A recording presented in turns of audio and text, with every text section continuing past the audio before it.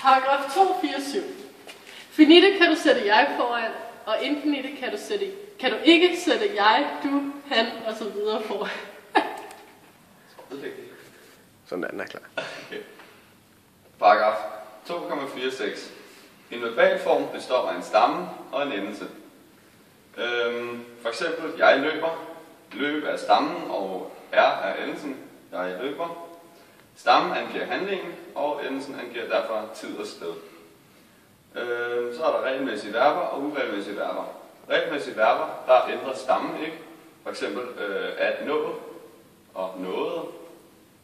Uregelmæssige verber, der ændrer stammen. For eksempel at gå og jeg gik. Det er aktiv. Dannes ved endelsen i eller ikke noget efter. At løbe, eller som at nå. Infinitiv passiv ved endelsen es. At løbes, for eksempel, og at nås. Perfekt som participum, som er kort tillægsform, dannes ved at tilføje et eller til stammen, som for eksempel løbet eller noget. Og præsens participium